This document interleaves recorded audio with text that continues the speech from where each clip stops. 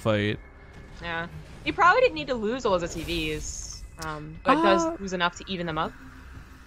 I would say he definitely didn't need to, but it's also questionable because if he didn't do that exactly right without them, that could have been far more dangerous, right? Again, like the Cyclone Edge is just getting that extra shot and suddenly you win out big time. Well, Beastyqt is going to make up for the later command center with a faster third, which I think he has to do. While the SCV... There weren't too many SCV kills in the main base. It was more that he didn't get an SCV build in that command center for some time, so it's still only just about halfway done. Ooh, yeah. And he is losing out hardcore on the SCV production. So Lives is already obviously done. Oh, he's a little bit supply blocks right here. Stopping him right now, but still up 4 workers. So my concern is, like, we saw Beastie pull off this crazy 2-base versus Euthermal. And I feel like a lot of it was the good moves he was making, and not always necessarily bad moves out of Euthermal during that game. I don't know if he can pull off the same tactics, though, versus aLive. Like, aLive's that next tier player, so I really like seeing that third CC. Like, it's not just that this is standard, but I think it's important. It's just third CC almost finished before his natural CC. Yeah, almost. I think aLive, most people would say that he is better than Euthermal, especially nowadays, where aLive is getting into, like, even the top 4 Terrans as he continues getting results. He's looking pretty good. But there are certain, like, I guess if Euthermal versus aLive was happening, I would say that it'd probably be like a 2-1.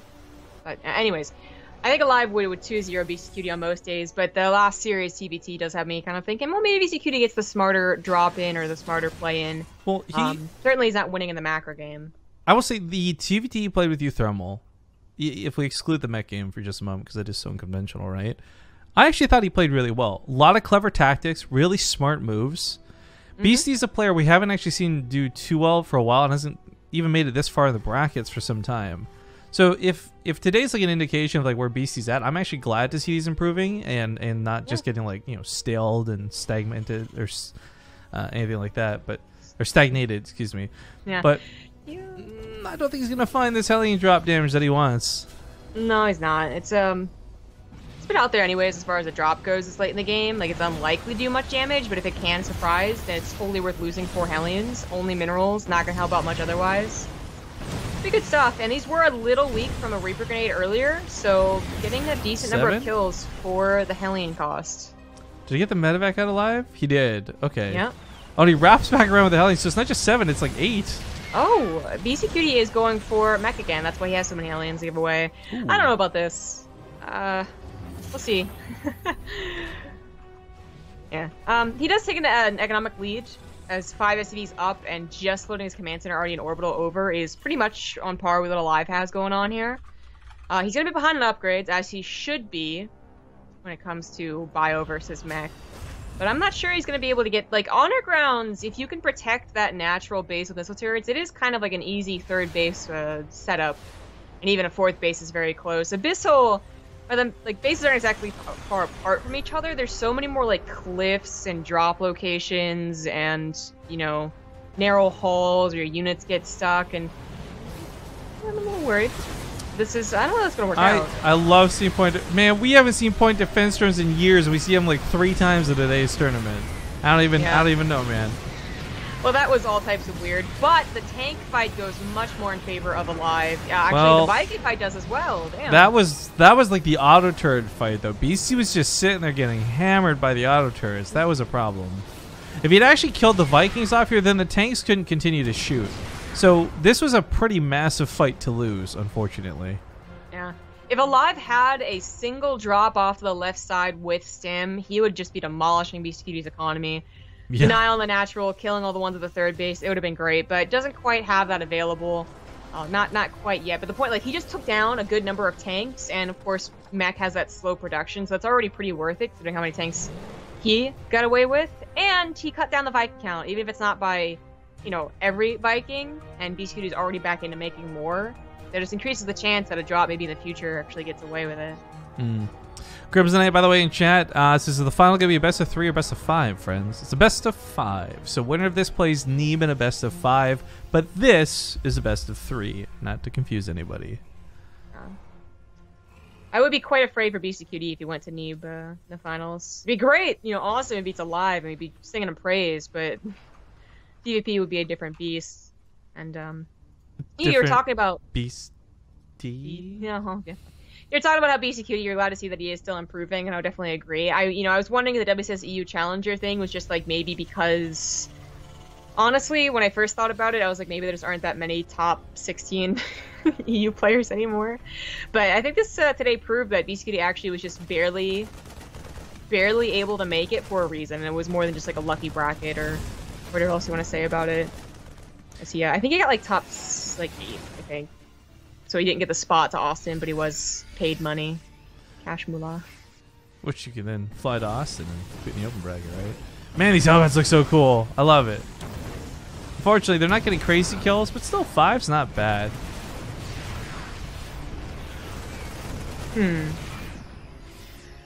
Fourth base already down for aLive, and he has kind of realized the point of outmaneuvering Beastyqt's probably gone. I think he could have if he really wanted to play that game.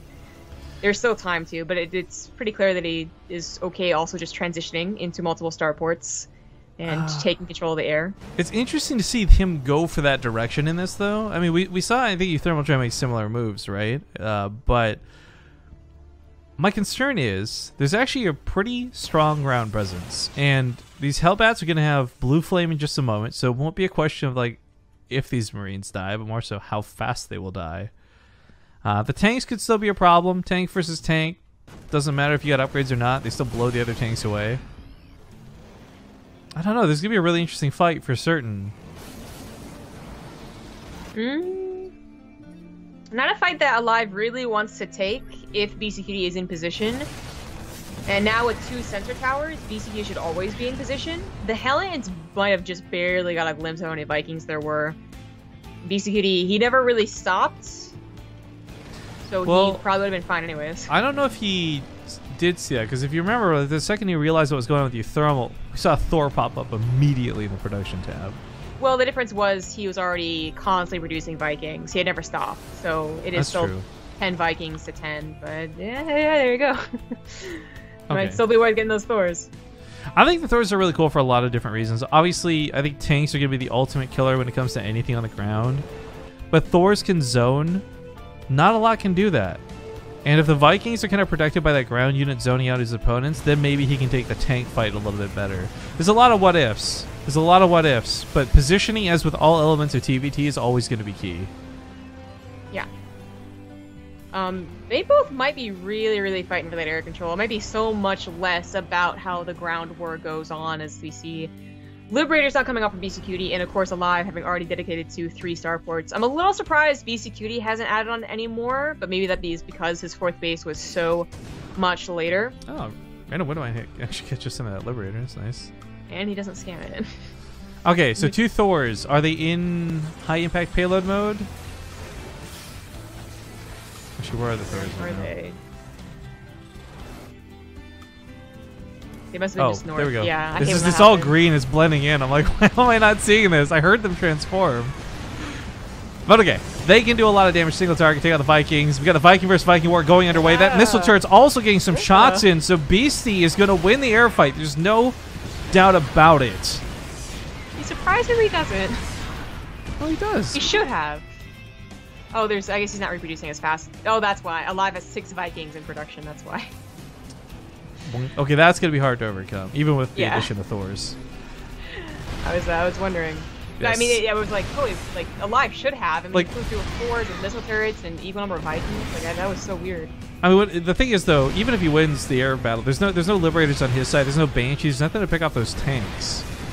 Unfortunately, this planetary can't lift, so it's probably going to die. He's feeling forced to take the fight because of this, and I don't know if that's such a good thing. The Splash Liberators won't be so bad. Oh, they died really quickly. Never mind. Still, I think there's more Vikings all on the way for aLive, and of course those Marines to target up as well. But this is where he falls back to the planetary. Can maybe use that against the bio. It's not too bad. That Thor is actually finally going to go down. The planetary holds. I think the problem is, though, this goes back to that classic mech problem we've discussed every time that we didn't discuss this game, where production is going to be balls. And trying to get new Thors, new tanks, new Hellbats, nothing compared to producing like 4 Marines, 4 Marauders, and 5 Liberators at a time. Yeah, he saw that he has the winning edge for the air, I guess, and is gonna go into those Mass Liberators. I mean, Thors take them down pretty quickly, but with only 2 Thors... GG. Yeah, GG. I think, for those who don't know, by the way, like a Thor shot in high impact payload mode, I think with the upgrades, I was messing over it for a second. It's like 60 damage a shot. That's half the health of a Viking. I think it's like a third or something of the Liberator. Like, they can get ridiculous if you get enough to like start one-shotting units out of the sky. Yeah. It is pretty good, but it's just too little supply. Hmm. Well, gotta go to game 2. Live and Beastie. Hype. I don't think it's super surprising to see aLive winning, but it is more surprising to me that it's just the mech is part of the equation. There was a time period too where mech was still out of the game, but you had players like Major making it work in very select scenarios. Thank you, Nerva, for the bits. I don't know. I'm not seeing that potential here, and it has nothing to do with Beastie. I think it's just the design of mech being what it is. That was a reason that it fell off, even with those certain players. Yeah. Sorry, we missed some subs too, by the way. Just Link, 3 months. Says esports been saved yet? And then more importantly, our good friend from Toronto, Admiral Awesome, 35 months, says, yo, so 35 months. Wow, such big numbers. So when is Black Sasha going to get the BaseTradeTV emotes? That'd be really weird. Yeah, that's I don't know. Who? What are you talking about? What? Yeah, who? I'm ready for Undergrounds. Okay. BC hasn't said anything, right? I'm not missing something? Okay, I was just trying to segue awkwardly away from that. There you go. That story that we said we would delete, but instead Joey uploaded to YouTube, so I'm like, great. Oh, I don't think anyone knew that. Well, no, I people know. might. Speaking of YouTube, I am surprised how, I guess, the 4v4s did.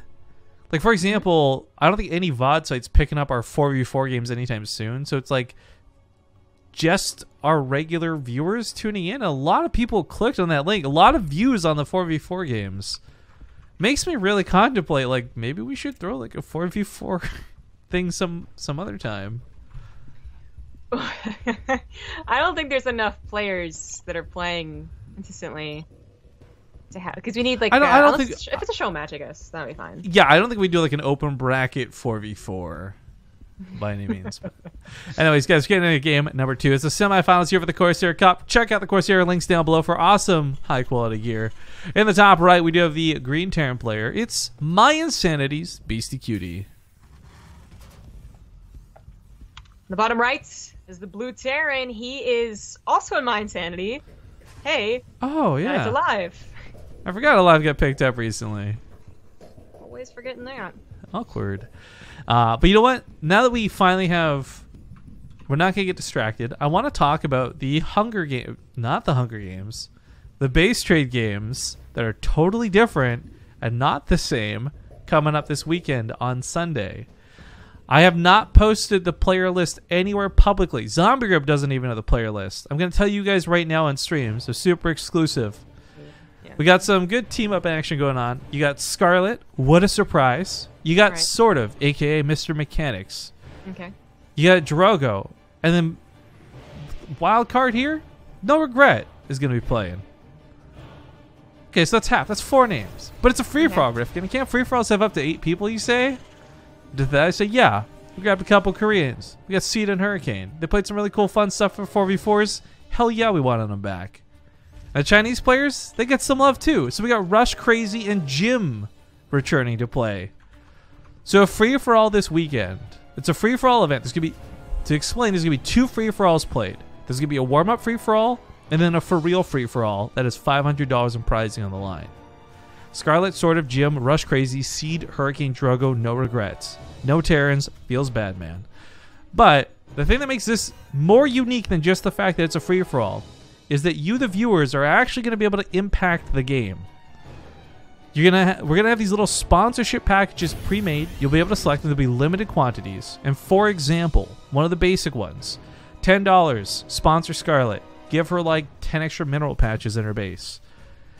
We can do a lot of stuff with this really cool mod that Nice Usernames come up with and that's going to get debuted this weekend. We're not going to show you anything from the mod today or anything like that, but he's made a lot of cool stuff happen that's going to make this tournament very fun. So on Sunday, April 16th, 4 a.m. PDT, mark it on your calendar.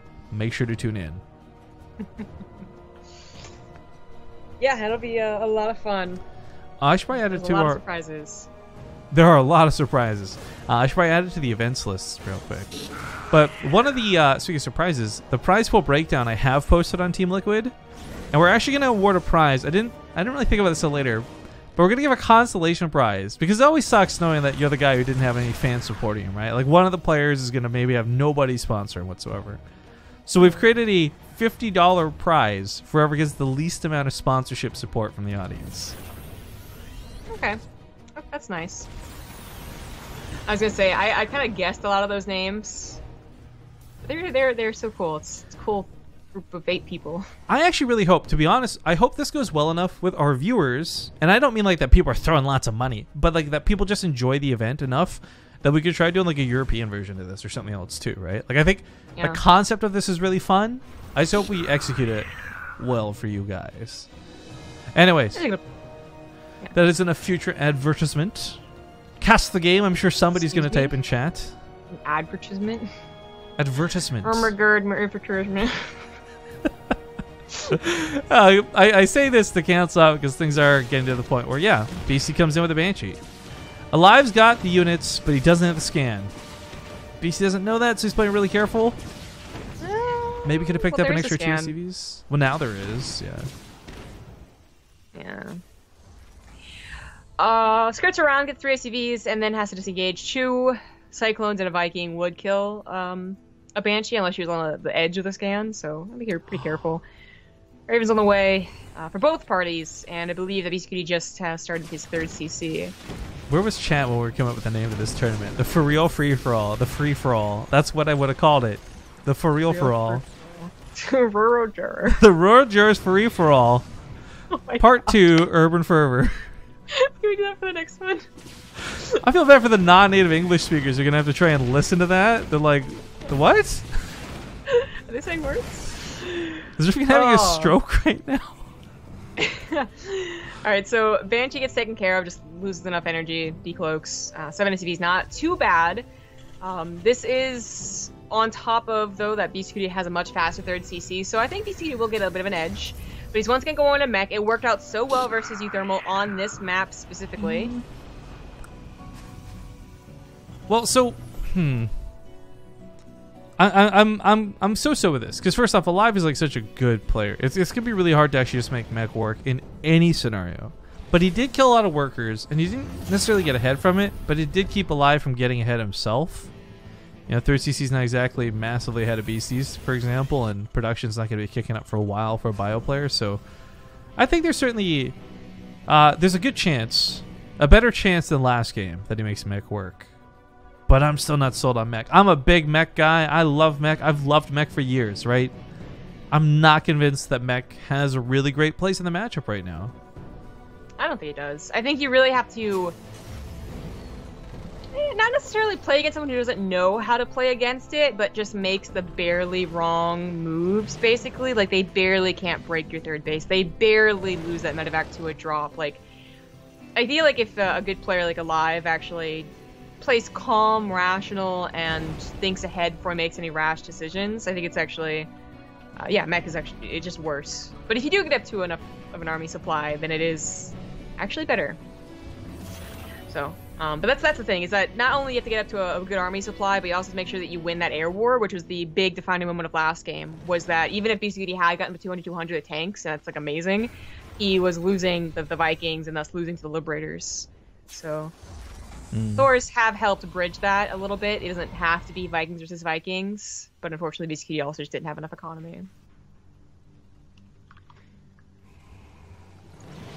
Well, already on 3rd base, there's not much aLive can do, as he's also kind of playing a little bit defensive, right? Like, his 3rd CC is also on the ground. He bothered to get a pretty quick missile or sensor tower with quite a lot of defense for it, too.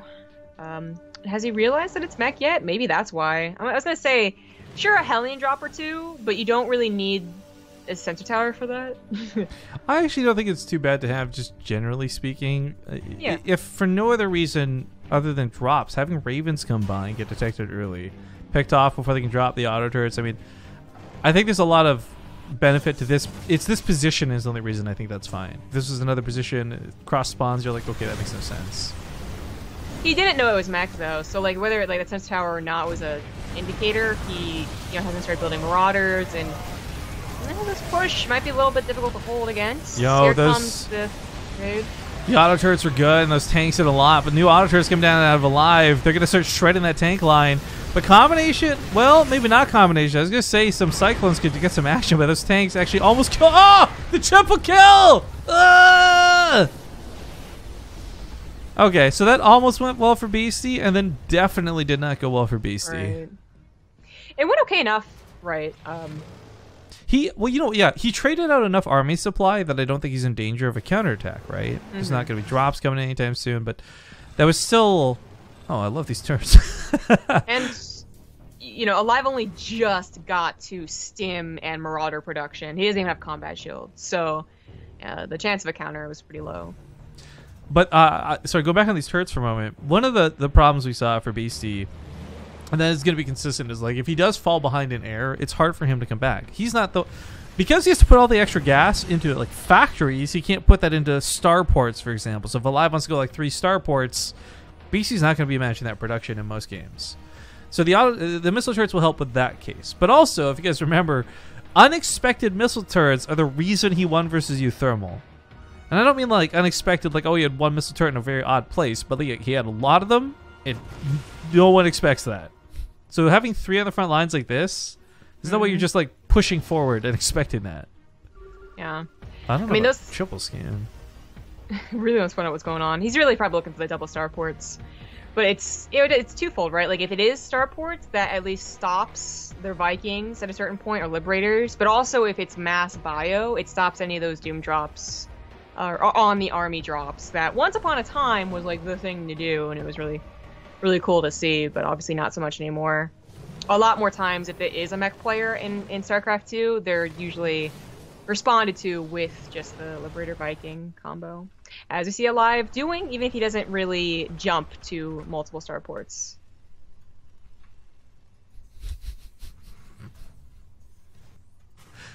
Yeah, sorry, a little distracted in chat for a moment. Yeah, I see that. See what you did there. I don't know. Like, this is... for aLive, I understand the necessity of these starports, right?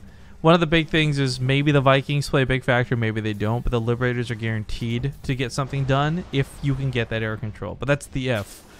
Beasty, he's going to have this base right outside of aLive's, so there's not going to be a lot of wiggle room for drops. He's actually going to get some free shots off on the Vikings, which is huge. And of course, having any amount of turrets down is going to assist with the fight. But Widowmine looks like he just picked off a Marauder. Badly injured some of the units nearby. Vikings pulling back as they were a little too deep, a little over-dedicated. Timing here wouldn't have been too bad for aLive because Blue Flame wasn't done yet, but you still don't want to push into a tank line. And I guess it's worth noting, Beasty's upgrades are not exactly phenomenal. Mech has slow everything, and a big part of that's those upgrades, so not going to be on +3 blasting away anytime soon. Beastyqt has really gotten himself in a very good position. I mean, he is up in army supply. He has upgrades, I guess. Not exactly good, but they're on their way, and he has them at least. And he's even getting the Raven upgrades. Yeah, the Raven okay, if this goes to like a lot of Ravens, I'll be a happy camper. That's like a disgustingly stupid way to play, but watching Ketrock and others pull it off, you kind of like, oh, I guess that does happen once in a while. But maybe not for mass Raven. Even just having like 3 to 5, I think is going to be important for Beasty. Whether it's auto turrets, whether it's point defense drones, definitely not going to be seeker missiles. Lol. Ooh, Beastyqt might have been thinking way too much about the forward position. Oh yeah. There aren't any missile turrets covering this section right there. There's like 1 or 2 in his natural, sure, but. And the army being out of position is it's a pain in the ass to get back.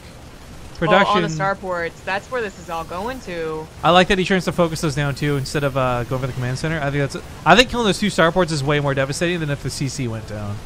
Yeah. Only thing better would have been finding the armory as well to stop those upgrades to Shine's Engineering Bay, which basically might forget to remake and can't build more missile turrets. Tries to get the Medivacs out alive. That was a cool move, but they are found and killed. Yeah. Command center saved. 16 SCVs die. I used to be under the impression SCVs were not that big of a deal when it comes to late game mech, but after watching a lot of streamers more and more, and honestly not playing the game nearly as much myself, I'm being convinced how more important they are now than they ever were in like HOTS, for example. And both those guys just getting picked off, that's really frustrating. But he does knock aLive down quite a bit with that attack, and the supply reflecting that right now. 134 for Beasty. His army's mostly undamaged, funny enough. Like, his production was hit hard, sure, but the army wasn't. Oh. So he's marching with like a full health tank. Like, there's so much in this army. So there's one problem here for Beastyqt, and that's aLive is absolutely winning the air war. Only one Thor to stop that isn't enough, and if aLive just produced nothing but Liberators in this next round from a starport, he would take the army out. Oh no! And BC would have to do an emergency transfer over into Thors. This isn't no! That Widowmine softened everything up to be pretty much dead on arrival. But yeah, it's a good point about the air. I think part of this may have been BC was banking on Ravens securing him through the air fight, right? But then he lost the starport, so that's where all that fell apart on him. Yeah, and it's too bad that aLive didn't kind of transfer over that a little bit faster. Oh. He got more Vikings instead, and now is supply capped. Yo, I made a joke about Seeker missiles earlier, but we might actually see some this game. He's actually going for the upgrade for them right now. Increases the damage by 30%, but also increases the range by quite a bit. Oh my god. Dude, this one Widowmine hasn't killed much, but it's led to the deaths of many. Beastyqt's seen the hole, I suppose, while he is good in that Raven count, so he's going to get another Thor. I mean, this is still not a lot of damage. It's a lot of damage, I suppose, but it's not fast, right? If there were 10 Liberators and the air war was won by aLive, Beastyqt would still be running away. Two Thors can only do so much. I think we're going to see this, like, the dankest Seeker missiles. Like, I'm not joking. Nobody uses Ravens and Seeker missiles anymore. Yeah. So the thing is, aLive might not be practiced or even ready to deal with that. You know who does, though, is TY. And he does, I mean, I'm sure aLive's been playing that guy occasionally. Okay, well, point defense turns go down for now. There's not enough Ravens to really justify Seeker missiles yet. This attack on the left side was predicted. I think the barracks saw it. So he does have army in position. But this is so rough. I mean, that's a lot of Vikings to chew through. 21 Vikings. Jeez. Oh, man. I really wish he had gotten the upgrade for his Liberators. The air upgrade, that is. Their range upgrade. There we go. Helps them siege up, obviously, a little bit more, but also means that Thor doesn't quite get the easy shot on them. He does bait the Vikings in with it, though. That was kind of nice to see. Yeah. Thor just hammering away that Raven. This is the difference of, like, attacking the Thor or not, so... Yeah, well, hey, you know what? He was down like almost 10 Vikings or something at one point. Liberators might be able to do a bit more because everything's so weak. That Raven, oh god. aLive just bleeding out here, man. And even if it's not too much, Beastyqt might take that as a cue to just run in. I don't know. This is rough. I think he was hoping to get the opportunity to auto-turret there at the very end with the way that Raven was banking energy, but okay. Where does this leave us in the game, right? aLive just lost the air war really hard. But he did take out a lot of the anti-air, so he's comfortable making 6 medevacs right now. Yeah, he's also... Well, it's kind of like, I've lost the air war, so I'm hoping that you commit to the air war, so I win the ground war. Like... yeah, I don't know if this actually works, but it's something that I do, and it never works, right? So... It might, though. Let's see how it works out. Love does have, like, bases, economy, and bank to do this swap. So, I want to say most of the time, swapping over into, like, things like Liberators, that would probably throw the game and cost you dearly. But with Blue Flame Hellions... Oh my god, another Widowmine. I'm telling you, these random Terra Widowmines are amazing. But Blue Flame Hellions underneath any of the air. Marines aren't going to stand a chance. That's a good point. It's like... It seems so tempting because if they really do have 50, 60 army supply in air or anti-air units, because Thor can only help out so much when it comes to like huge amounts of numbers, but then it looks so tempting. But then you still go up against siege tanks and Blue Flame Hell, and you're like, oh, mech still is pretty strong, like even if it's in lower supplies. So it's still going to be a very careful game, but it is certainly a different game. And in fact, aLive is even going to swap over into a lot more tanks. Like, he's really going back into the ground. Oh, this but is. I'm not sure Beastyqt really was baited too hard into the air. Well, he's got a lot of Ravens. Enough to make it so that Seeker missiles, but more importantly, auto turrets are a threat. Oh my god. Oh, he's going to drop? Oh, I thought he was going to drop in the main base. That's a planetary. This might not be the best place to have dropped. Yeah, why drop into a planetary? I just move into a planetary. Okay, so it's kind of like an awkward split. BC should be able to deal with the main, but he does lose the planetary and 22 SCVs. That kind of sucks. Yo, Vikings, as it turns out, are pretty good at taking out auto turrets. Today I learned. Yeah, enough auto turrets, still pretty good. Kills 25 SCVs, and I think we've not really noted this. aLive, we've noted, has been on a very good economy, but Beastyqt was running out of economy. That gold base was very important. It was one of his only other command centers that he has to lift, and his minerals are mining out of his third and his fourth, so... So there is something to be said, though, where enough of his army, like a large portion of this is Ravens, and he's still producing them, which on one hand don't cost a lot of minerals, but they do cost a lot of gas. But on the other, it's all energy-based units. So cost efficiency might just be thrown out the window when it comes to like income here. I really don't know. It's going to be so much on how BC uses this army. I feel like it's so dangerous. Especially if aLive. BC scanned that. He knows this is going up here. He's looking for it. He's not going to let that drop go off for free. Yeah, but that might pull him way out of position. There's another scan from aLive in the middle here. Way out there. It looks like he's not going to go to the middle. He's actually trying to bait him so far off to the left that he can kill that gold base again. That looks to be the case, but the difference is this time you can lift the base. Planetary, you're kind of forced to just lose it, right? Kind of close to it, but now that he's going to siege up here, just go into the third. Okay, auto turrets spam. Let's see it. Point defense drones, auto turrets. He should be able to actually take this fight. I don't know. aLive tries to take the fight, and I'm not sure that he should have. He even dedicated the left side drop to trying to get us around. I'm not sure if BC was lagging. Those auto turrets didn't come out properly. Yeah, this is all types of like weird, and even on sieges here. Okay, so to explain for those who don't know, like auto turrets, you layer them down kind of like left to right. You don't put them in one, then one, then one, then one, then one, then like all over the place randomly. Yeah. So aLive did end up taking a worse trade. He dipped down to 20-30 army supply less for a second there, but he's the one with so many bases and so much bank, and he accommodated production for it too. So he is just instantly remaking almost like a Zerg with like 100 larvae. Well, we got bases all over the place for aLive. BC's not going to win this game through economic damage. He's got to either kill the army straight up, win the game, or get on top of production.